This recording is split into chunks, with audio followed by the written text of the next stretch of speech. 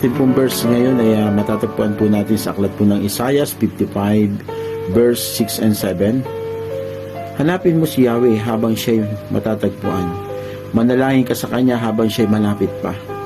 Dapat ng talikuran ang mga gawain ng taong masama at dapat magbago ng pag-iisip ang taong liko.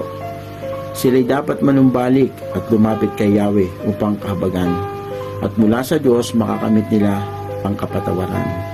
Tunay nga mga kapatid, dito sa mundong ginagalawan natin, patuloy nating ilapit ang ating sarili sa Panginoon. Patuloy natin siyang hanapin at binigyan po tayo ng Panginoon ng mahabang pagkakataon para po tayo ay lumapit po sa Kanya. Huwag po nating patigasin yung ating puso na hindi po tayo lalapit sa Panginoon.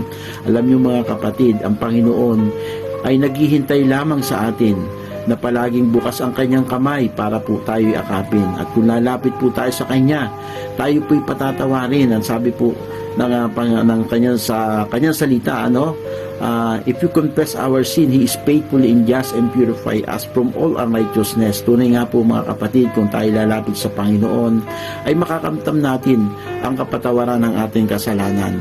Ang Panginoon po, handa po tayong patawarin kung lalapit lang po tayo na may kasinsiruhan ng ating puso, ang ating sarili sa Kanya.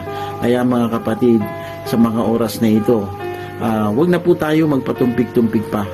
Patuloy po nating hanapin at saliksikin po ang Panginoon upang sa ganon ay makamtam po natin ang kapatawaran ng ating kasalanan.